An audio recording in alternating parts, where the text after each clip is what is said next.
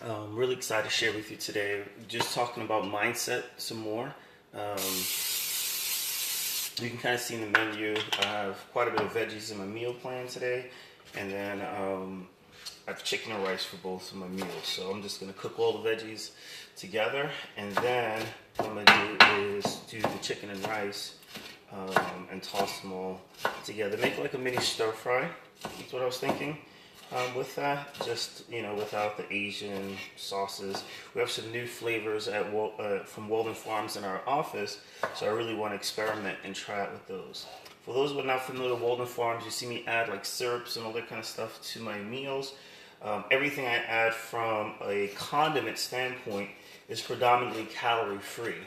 So I'm really excited about tasting and trying some of those. Yesterday I tried the honey mustard and it was really, really good. So I'm really excited about that. I don't like all flavors, but I like a lot, and that honey mustard was a good one. So I put in the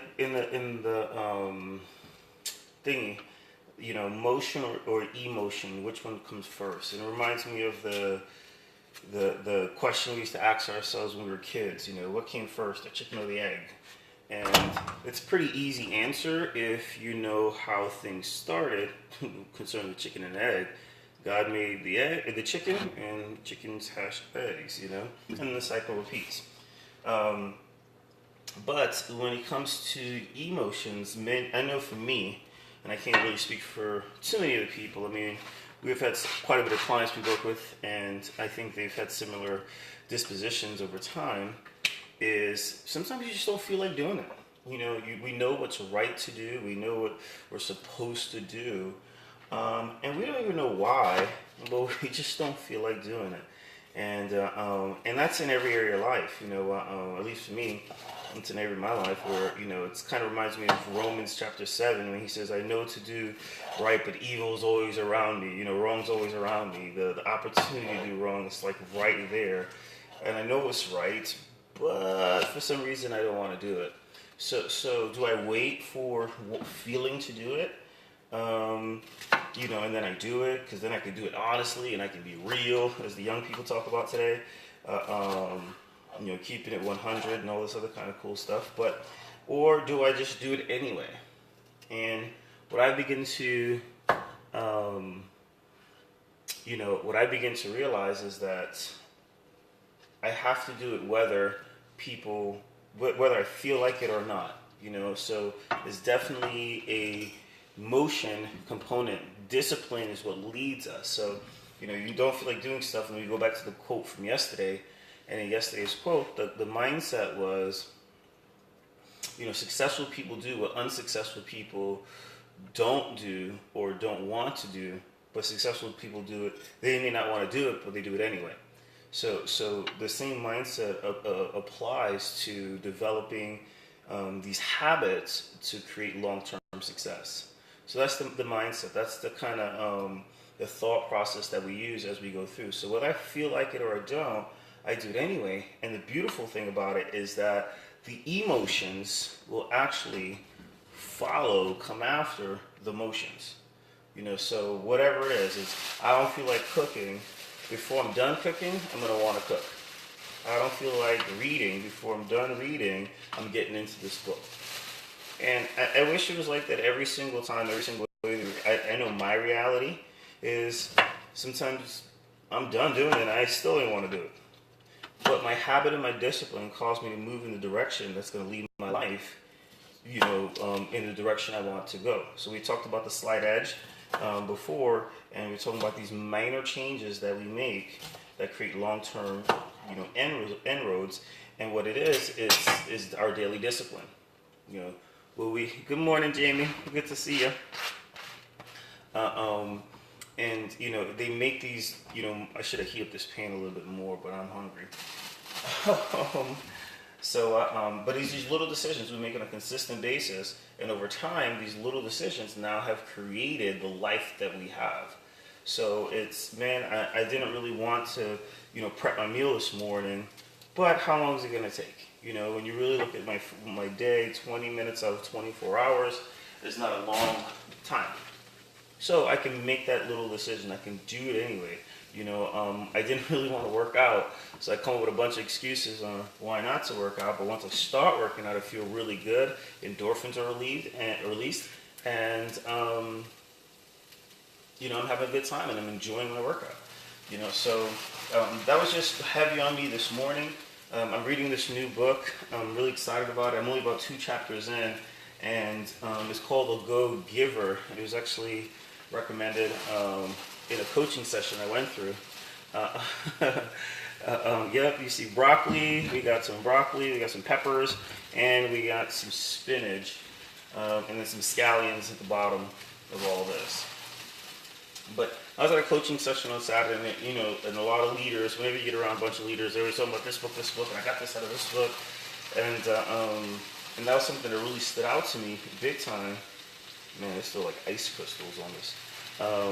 Is this book, The Go Giver, because one of my favorite books is called The Go Getter, which is a really phenomenal book. And it just talks about the type of person that you're looking for is someone who can find the blue vase. And if you don't know what that is, you got to read the book The Go Getter, and it talks about that. But last night before I went to bed, I was reading this book The Go Giver, and then I woke up this morning like, I don't know. I have to start work a little bit earlier. I have to do some things. I don't know if I feel like doing it. And again, I'm plagued with that. When right's there, the opportunity wrong is there as well. The slight edge. It's always playing a role in our life. So I was like, well, even though I may not feel like doing it, let me get up, let me take a shower, let me, do my morning meditation, and let's play ball. Let's make the decision to do right. And before my day even gets going, now the emotions are following. And now when the emotions are there, you continue to add motion, and now there's this perpetual cycle of motion and emotion. But this is a critical thing. It's a short concept. It's not hyper complicated or anything like that. But it's a very valuable thought process, because if we get this thought process down, then we're constantly moving, in the direction of our goals. And whenever you do set goals, ensure that the goals are yours. I saw a great post by one of our clients yesterday. I saw it this morning, but he posted it yesterday, and he said the alarm clock went off, and at 8:30, I'm already done with the gym. I'm off to my day. And somebody else said, you're getting great results. We're really proud of you. And the reason why is because you're doing it for yourself. And I was like, wow, that is so true. He is getting great results, and we are proud of him. But it's because he's making these daily disciplines. He's making these decisions for himself to accomplish his goals, and he's moving forward like a freight train, and I'm super excited about it. So that's just it. I didn't really have a whole lot. I would like if you guys ask questions, because that can kind of help me. But it was just a simple thought process, and it was an easy thing to do. But I don't know. I think a lot of times we lose the game because I don't feel like it, and with all the input that we have access to, whether it's from media, it's from social media, it's from TV, it's from music, from just everything we've been exposed to in our past, all those kind of things, they influence how our emotions, operate. But we have to commit to the end result. I love it. I tell people I eat like 7-8 cups of veggies. They're like, how do you do it? But that's all you get with that. So there's not a whole lot in there. So I'll get my eggs and cheese rocking, and then I'll add a little bit more savory seasonings to this, because I like cumin and paprika and some garlic, but not in my eggs. So I'm just going to pull out my eggs portion, and therefore I can season the rest of this. So I'll just do some peppers and some spinach and broccoli for my eggs, and then go from there. So today I wasn't long-winded. I was actually a lot shorter than I thought I was going to be. Honestly, when I looked at the topic, I was like, oh, Evan, you'll have so much to talk about with this topic. But I think this is like a Selah kind of situation. It's something you just pause and think about as you go through your day. And you go, am I only responding to my emotions? or or am I, leading it with my emotions? And we're so uniquely designed that we do have the ability to control that variable, and that's where you're going to see your gains. So again, later we're going to finish up the metabolism series, and I was thinking we spend more time on mindset than we do in anything else, because it's in our mind that we create the world that we have. So I'm just going to chop up my chicken. I forgot how much I have. Hold on. 10 and a half ounces of chicken. Like, the greatest prank is me not finding my food scale. I don't even know what to do without it. So here we go. Boom. Put this right on top. And it's simple. For me, I realize no matter how creative I get, I want to eat the same thing almost every day. So it's like I have chicken or a steak. I got rice or sweet potato. I got eggs. And some days I'm like, should I eat eggs today? I'm gonna make a shake. And I go, nah, let me just have an egg. So it's so cool. All this chicken here, 10 and a half ounces of chicken. And again, what I do, especially when the weather's good and I have access to the grill, I just barbecue a ton of the food on Sunday, by themselves. Therefore, I have the opportunity just to knock out everything in a short period of time. So that's I think something that helps big time, because trying to cook chicken raw, the only way you can get away with cooking chicken raw early is by chop it up in tiny pieces. So something like this. If you cut it up this quick, you can cook it in about 10 minutes or so, maybe even less, depending on how thin it's sliced. But outside of that, you're not getting chicken done. And you better make sure it's fully defrosted before you do that. So all I have to do is just stir this, just to kind of get these items to mix, get some flavor in there. Because I already seasoned my chicken, that's already done.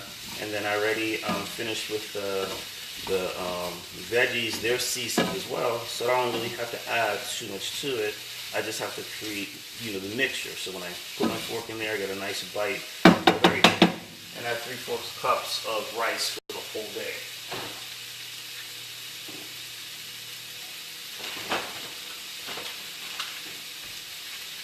Y'all didn't see that, but I went into like a mini panic mode. I opened my fridge and I was like, there's no rice. But there is. So, let me just rock that out real quick. One.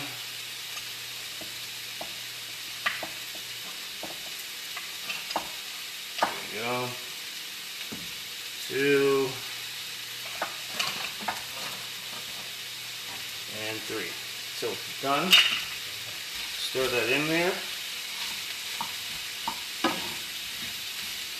And for those who use the Walden Farm stuff, the honey mustard mayo actually tastes like a thick honey mustard dressing. So we tried that yesterday. TJ put on this chicken. I put it on my something or other. I had chicken and salad. And I did that, and it came out really, really good. So it has a very nice flavor profile to it. But boom, nice soft chicken stir fry. It doesn't really have Asian flavors. It has more of the, but like the nuttier type flavors with the cumin and everything else. But it's done and it's ready to go. I could probably fit most of this in here and then separate it later. And speaking about that, when it comes to like eating, understand that your body, unless you're having challenges with controlling blood sugar, it's the only time that this doesn't work. But like for me, I just mixed in my dinner portion and my lunch portion, and then throughout the course of when I eat, I'll just separate roughly half. But your body doesn't really care. It doesn't really care if you split them up perfectly or not, even though from like the nutrition world sometimes we're always like, no, it has to be 4 ounces in this meal and 6 ounces in that meal. That just made our math work at the end of the day, but it didn't really it doesn't really matter.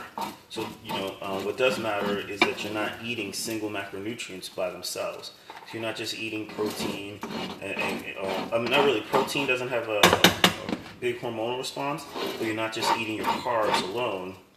If you do eat your carbs alone, that can spike your blood sugar. Now, the difference is if, let's say, I'm insulin resistant and I'm a diabetic, then I would really have to section off my carb intake, because most times you don't have a bunch of carbs at night. Everybody else, though, it wouldn't be a problem. And even if someone was insulin resistant and they had this in their meal plan, the difference between, if they split it fairly even, they have a third of a cup versus a quarter cup, and you're looking at, a half a cup of rice is like 20 grams of carbs, so a quarter cup is about 10, 10 to 12, so a third is maybe 13 to 15. It's not going to make that much difference, 20 calories. So I don't hyper stress about that, but it's important that you do get all your food in, which is really important. So I'm going to rinse this off real quick and knock out the eggs.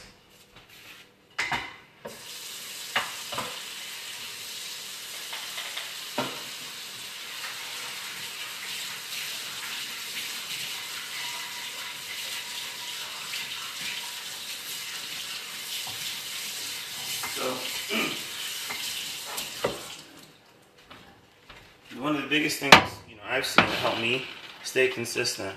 Are you sharing? That's not the type of question I was hoping for, but no. It's so funny with my cooking. I will cook for you, but I probably won't give you more than one bite of my food. I'm a little OCD with my measurements, and I like it to make sure I'm eating all my macros. But thank you anyway. So now we're just gonna rock out the egg component. So we have my one egg, and I need to get a full cup of egg whites. So where is my measuring cup?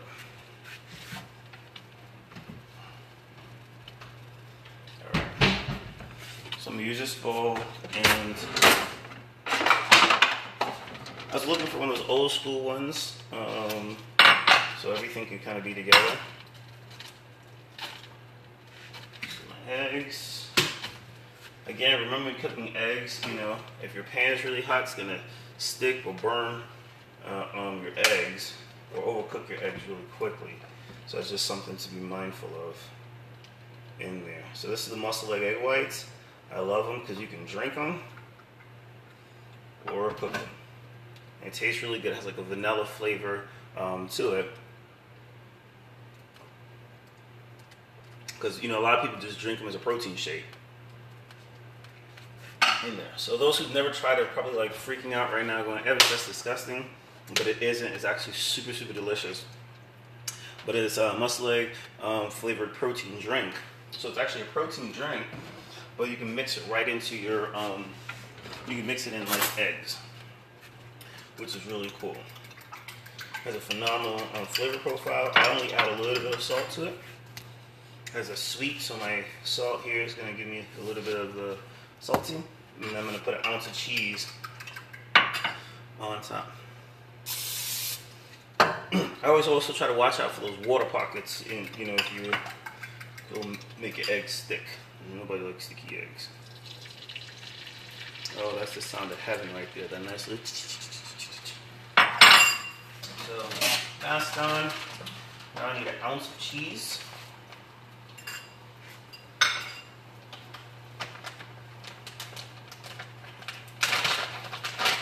Remember, these veggies that we made earlier were for the omelet anyway, so we can just dump those in there. Yesterday I planned on making an omelet, and by the time I was done I was distracted and I wound up making a scramble. So let's see if I do better today. Oops. Nice. 1.1 ounces. I can do that.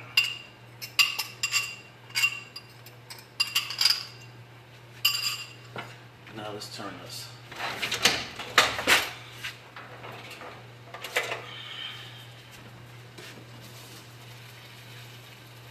Oh, beautiful. Ah, there we go. Looking good in the hood.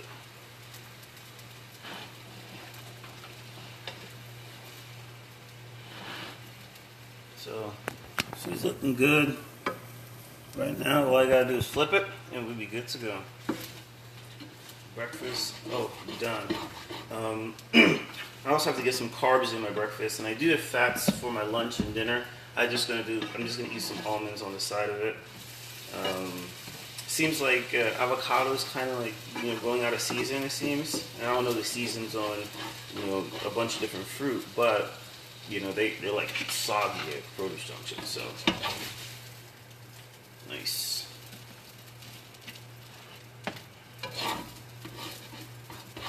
And since I have 2 more minutes before I need to get out the house, what I'm going to do is heat up my tortilla wraps. So, I love these things. I know I promote them all the time. Mission doesn't send me an endorsement, but I just think they're easy to fit into people's lifestyle. These Mission net 4 carb wraps, you get 4 net carbs. For those that don't know what a net carb is, you take the total amount of carbs, you minus out the fiber. Now, the reason why you minus out fiber, because fiber is the only carbohydrate that does not influence blood sugar. So if you eat rice breaks down to glucose and it speeds up your blood sugar. If you eat fruit is 50% sugar. Actually some fruit are more than 50% glucose, but I mean sugar. Like grapes, for an example, a cup of grapes is 16 grams of carbs and 15 of it is sugar. But fiber does not increase your blood sugar. So they pull it out of the total carbs so you get a realistic view of how much carbs is actually increasing your blood sugar. So this thing here has, I think I've memorized it by now, it has 19, I think. Yep, 19 grams of carbs, but 15 of it is fiber. Now, what's healthy fiber intake? It's about 38 grams or so of fiber. The American Dietetic Association just changed the numbers and began to realize that the more fiber you get, the more cardiovascular protection you have. I would just say be careful of getting over 100 grams of carbs. I've just seen some people having some GI challenges when their carbs are that high. I mean, not carbs, 100 grams of fiber. Definitely have more than 100 grams of carbs if you can afford it. But I think if you get over 100 grams of fiber, then it can cause some malabsorption or some GI challenges in there. So that's the benefit. So these 2 wraps here gives me 38 grams of fiber. I probably got another 3 or 4 grams in my